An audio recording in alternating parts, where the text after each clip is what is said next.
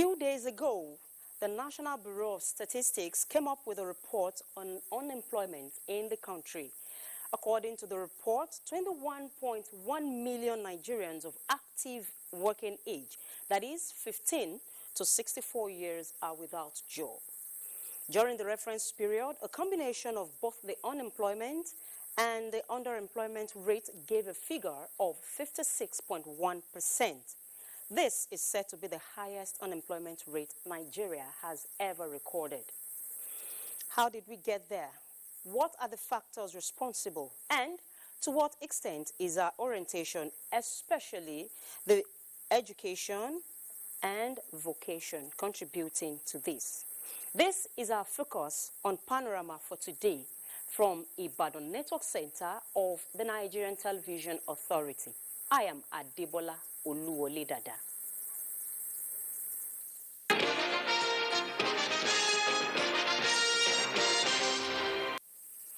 President Muhammadu Buhari has congratulated the newly appointed Tanzanian President Samia Suluhu Hassan as she takes her place as the country's head of state following the sudden demise of President John Magufuli.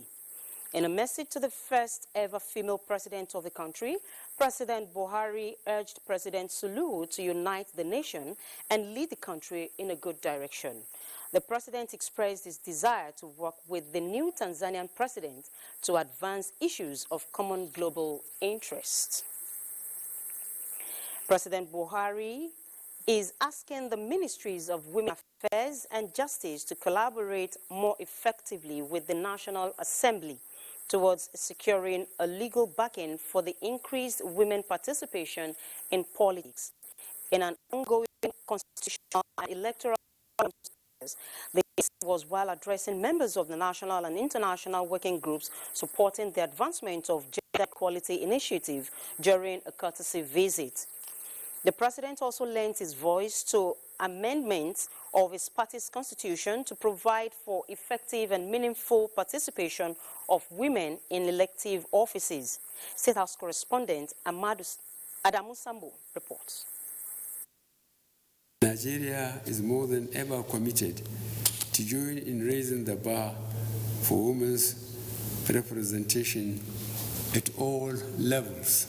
Describing women as a credible force in strengthening Nigeria's democracy, sustaining her socio-economic fabric, and promoting the culture of peace, President Muhammadu Buhari said his administration will not leave anything to chance in promoting women's inclusiveness in national development. Given the size of our population, more can be done to improve the participation of Nigerian women in politics and in seeking elective office. Education of the girl child and the empowerment of mothers are fundamental to achieving an increase in the number of female leaders in the country and our objective of lifting 100 million out of poverty in 10 years. He said whatever it takes can be done towards tackling the twin evils of limited access to education and poverty, as well as gender-based violence. Despite the spike of incidents of abduction of school children and other security challenges, this government remains resolute in its pursuit of a just and credible society, devoid of inequalities and promotion of the rule of law. Let me assure you all that we remain committed to working with groups such as yours to address these challenges. Already, the president said an interministerial committee has been inaugurated towards addressing all forms of violence against women and children, while 45% of the small and medium-scale enterprises funds has been reserved exclusively for women. President Buhari also takes pride in entrusting key government portfolios to women and also engaging in what he called intense diplomacy to support the aspirations of Nigerian women to provide leadership at the global stage. We will continue to support them to succeed and we shall continue to advocate our women who qualify to lead international fora. APC chieftain and former Senate President Ken Namani said the governing party already has a legacy of giving women the greatest chance to rise in the history of the country, saying this will also improve the party's fortunes in elections. We are not only women-friendly, we're kind of encouraging our ladies to participate more in Nigerian politics. I feel overwhelmed with joy. I feel elated on behalf of Nigerian women, and I believe that the more we have women in elective positions, the better for this country. I trust Mr. President, and I know that he will leave a legacy that will stand the test of time in this country on women issues. We need more women in the system, and Mr. President has promised, and we will see a whole lot of difference once that happens. We've waited long for this to happen, and we are delighted that we will move on to the level of actually bringing this to become reality. Former President of the Republic of Malawi, Dr. Joyce Banda, delivered a goodwill message at the event commemorating the 2021 International Women's Day with the theme, Women in Leadership, Achieving an Equal Future in a Coronavirus World. From the State House, Adamu Sambo, NTA News. What just reaching us indicates that accreditation and voting is in progress at the 5 wards of Ekiti East Constituency 1. Details will be brought to you in our subsequent bulletin. The leadership of the All Progressives Congress, APC, says the ongoing review of the party's constitution ahead of 2023 general elections is intended to reposition the party and reflect on the current trends and aspirations of the people who they say own the party. This formed part of the views expressed by the APC Southwest governors at the meeting on APC Constitution Review held in Abuja, the Ogun State capital. Yemi Dalimo reports. The APC Constitution Review and Stakeholders Meeting in Ogun State afforded APC governors from the Southwest the opportunity to bear their minds about the ongoing Constitution Review, the exercise they describe as long overdue. They canvassed for the inclusion of internal democracy in the Constitution for right candidates to emerge at the party's primary elections as opposed to imposition of candidates. I believe that what our party has chosen to do at this point in time is a reflection of our deep democratic value. Obvious lapses and grey areas that necessitated internal crisis and caused us electoral victory in some states and that needless political setbacks. Assuming we choose to have indirect primaries who are delegates, so many other things that we believe are a bit ambiguous now. And we have said that the committee will look into it. Former Ogun State Governor and national leaders of the party who play a major role in the drafted constitution under review said the 2014 APC constitution should be re-evaluated to meet the yearnings and aspirations of members. Let us make internal democracy the cardinal principle of our party. Also in attendance at the meeting was the chairman of the Constitution Review, Professor Tahir Maman, who promised to harmonize various submissions by the governors and other stakeholders to evolve a better and enduring constitution for the party.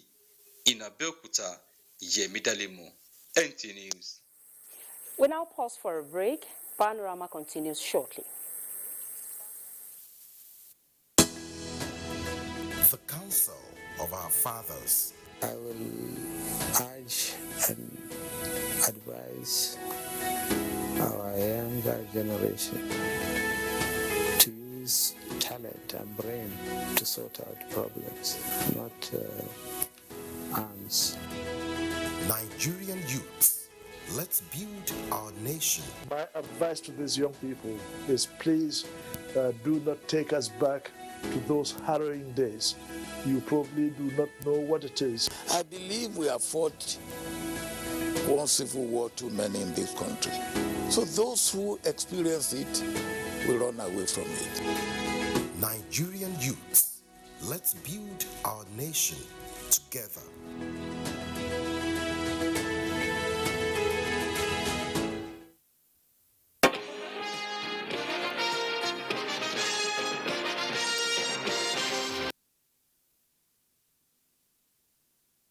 Welcome back.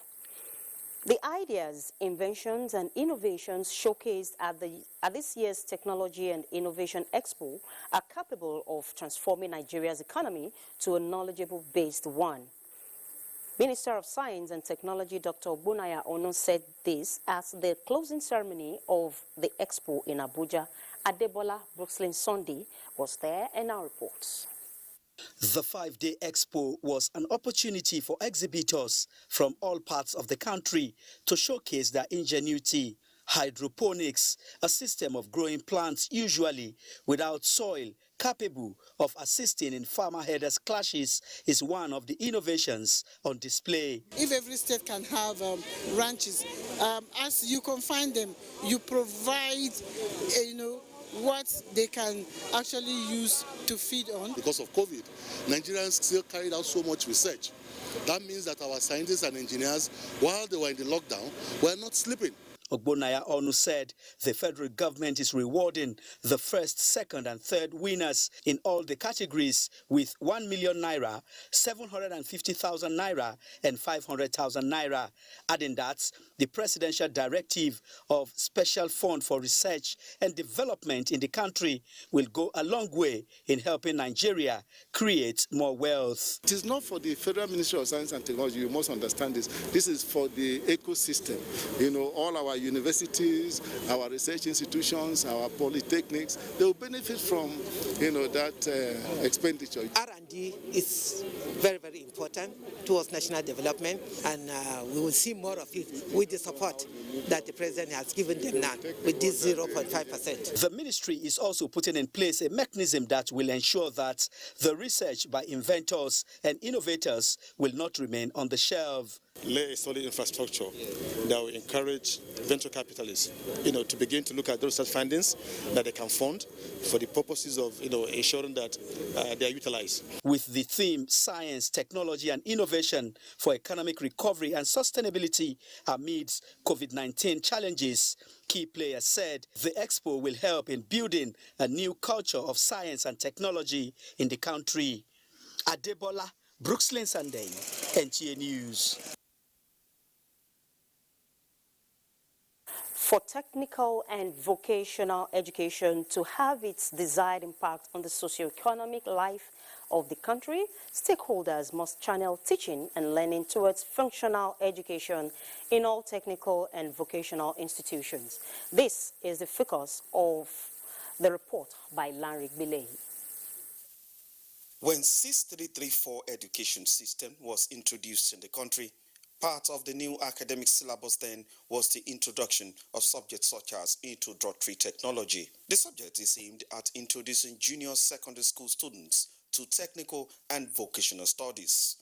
Since then, the vocational and technical education has received a lot of attention to the highest academic level.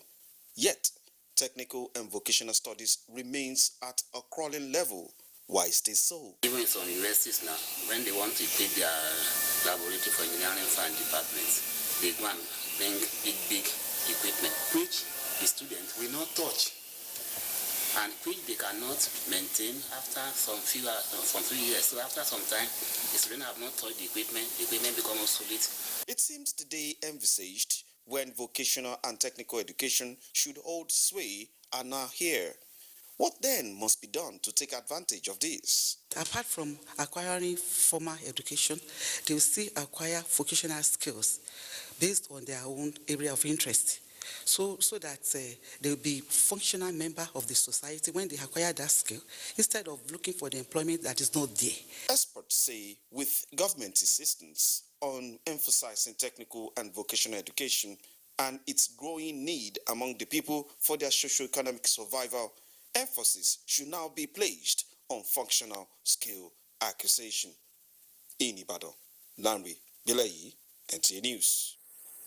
And that report from Lanrick Bilei's end brings us to the discussion for today. And with me in the studio today is Professor Kolapo Olusola Eleka, the former Deputy Governor of Ekiti State and one-time Registrar, Nigerian Institute of Building. You're welcome, sir.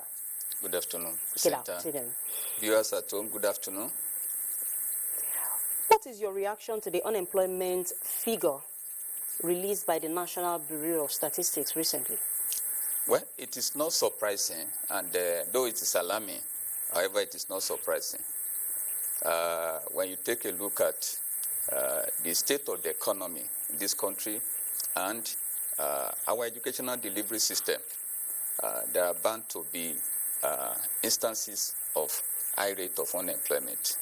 I believe as we continue in this discussion, we are going to delve into certain basic factors that you just are talked about responsible. our standard of teaching, standard of education. Can you just please elucidate more on that?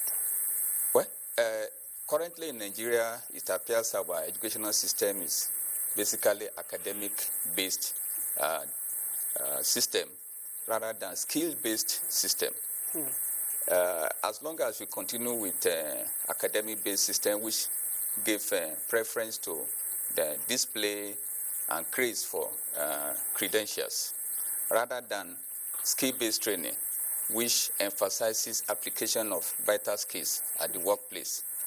If we continue in this direction, then definitely we are going to continue to produce graduates that are unemployable, because when you take a look at current issues, competition and technological changes, we need people that have actually acquired necessary skills to meet up with the 24th century.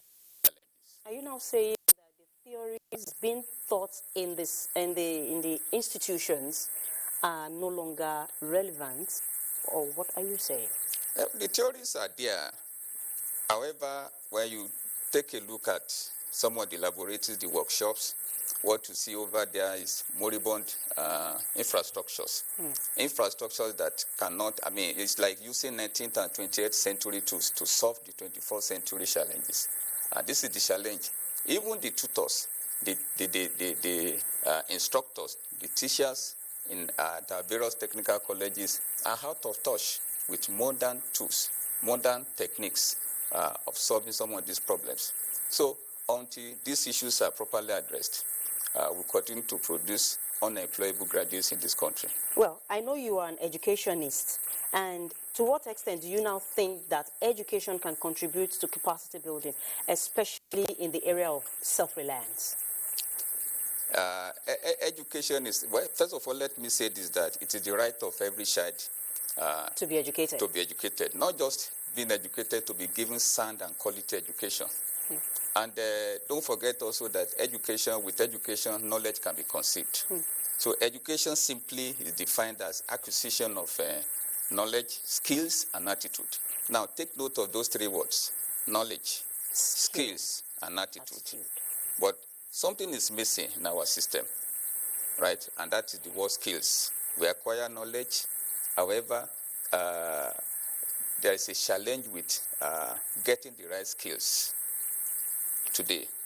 So the only solution to all these challenges is through technical and vocational education and training. Without taking a holistic look at what education is all about, we will continue to miss it. Presently, the educational system within the country, I'm just listening to the Technology and Innovation Expo, just been concluded recently. That is a very good one. However, have we been able to cascade this thing down to the various local levels? How many of these have we been able to replicate in the rural communities? They are just there at the expo level and they remain there. So as long as we continue to track this particular part, we are going to continue to have challenges with the educational system. Thank you very much. As a builder and a professor of building, you are a believer of vocational and technical skills. That is what we are still talking about. To what extent can this assist the nation at reducing unemployment rate? Because we discovered that everybody wants to see a CV carrying a university off. What do you think? First of all, we need to change our value system and the way we think. There is a very poor public perception of graduates of technical colleges today in this country. But then I don't blame those who are that kind of perception, because one of the studies we conducted some years ago in Ekiti State showed that the graduates of technical colleges, when they finish from technical colleges, what you observe is that they either ended up riding Okada or doing some other jobs different from the training they have been given. But then you ask ourselves this question: when we take a look at the environment, where they have been trained, have they been properly trained? See, have they been properly trained?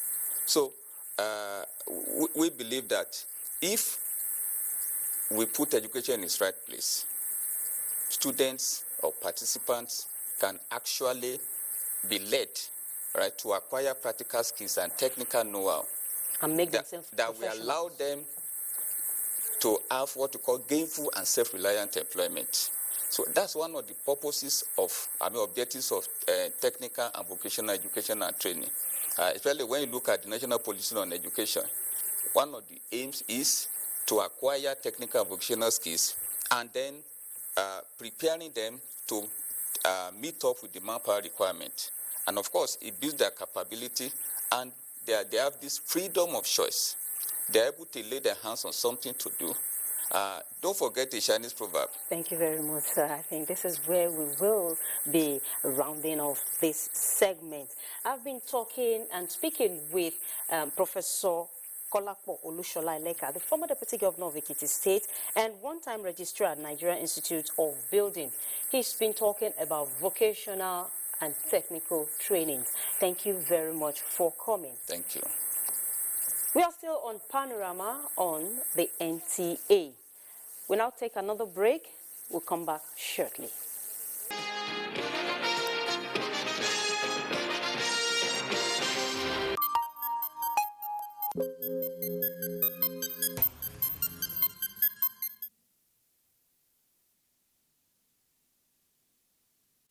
One 130 new cases of COVID-19 have been confirmed as at 11 p.m. Friday, 19th March 2021, bringing the total number of cases to 161,539. The new cases of COVID-19 has breakdown as follows: Lagos 46, Ogun 19, Kwara 18, FCT 12, Kaduna 10, Ekiti has 6, Abia 5, Edo 3, Sokoto 3, Osun 3, Niger 2, Oyo 2, and Akwa Ibom 2. 147,591 cases have so far been successfully treated and discharged, while sadly the death toll is put at 2,027. Edo State government is to receive funds from the federal government for the hosting of the National Sports Festival, scheduled to begin on 3rd April 2021, but will be officially flagged off by President Muhammadu Buhari on the 6th of April 2021. Minister of Sports Sunday Dare disclosed this in a meeting with Governor Godwin Obaseki in Benin. Elizabeth Omoko reports on this, and the ministers on the sports assessment of major facilities for the fiesta. Is in Edo State to reassure Nigerians of President Muhammadu Buhari's commitment to host the festival amidst the cost implications of the postponed dates. The federal government is ready and willing to provide financial support. That April 2nd, the camp for the sports festival will open, and that on April 6th, the official opening of the festival by Mr. President will also take place. For Governor Obaseki, the state government will give maximum support to the federal government in ensuring that a sports festival is successfully hosted. We will go ahead working with you to prepare the venues to do all the things we need to do, not like athletes to come to Edo and we are not able to feed them 3 square meals while they are here. At the Sam Agbomudia Stadium, the minister, alongside the governor, deputy governor, and members of the LOC, inspected the reconstructed facilities where all major events will take place. What excites most athletes is the facility and the equipment. What we have is comparable to anyone you can find in the world, global standard. And what we've seen here is a revamp that we've never seen before of a sporting facility in this country. We are ready. The infrastructure is ready. The accommodation is ready. Some athletes seen at the facilities were excited about the new developments. You have the love and passion for sports. If you are woken up at midnight, you will retune and rearrange your thought process. The athletes are ready. The assurance from the federal government to make funds available for the National Sports Festival, the countdown to the April 6th day begins. In Benin, Elizabeth Amaka, NTA News. And that's it on Panorama from the Badon Network Center of the NTA. Thank you for joining us. I am Adebola Oluwolidada. Good afternoon.